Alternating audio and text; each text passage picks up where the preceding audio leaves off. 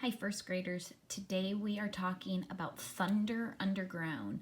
Now, the book Thunder Underground was written by Jane Yolen and illustrated by Jose Masi.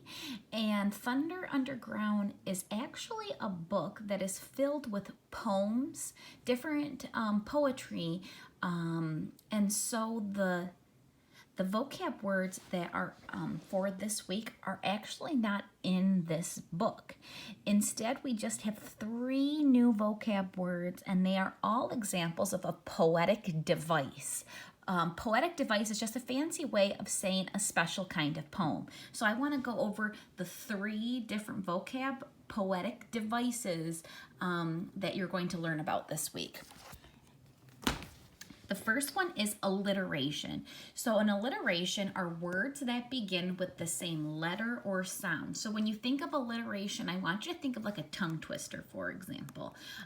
In fact, the example I have for you is a tongue twister. Peter Piper picked a peck of pickled peppers. A peck of pickled peppers Peter Piper picked. If Peter Piper picked a peck of pickled peppers, how many pickled peppers did Peter Piper pick?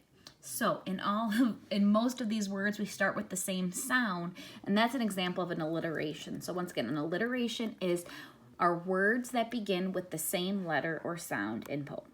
That's the poetic device. I have to scroll down a little bit for the next one. Almost there. The next one is one that you're really familiar with poems. This is rhyme, when words have the same ending sound. Lots of the poems that we are familiar with, especially in first grade, have rhymes at the end. So an example is one that you're very familiar with. Twinkle, twinkle, little star, how I wonder what you are. Up above the world so high, like a diamond in the sky, twinkle, twinkle, little star, how I wonder what you are. So the words you can see that rhyme are highlighted in the same colors. So that's another type of poetic device. The last type of poetic device is one that we kind of talked about back when we did pumpkin soup, and that's repetition. Repetition is when sounds and words or phrases are used more than once.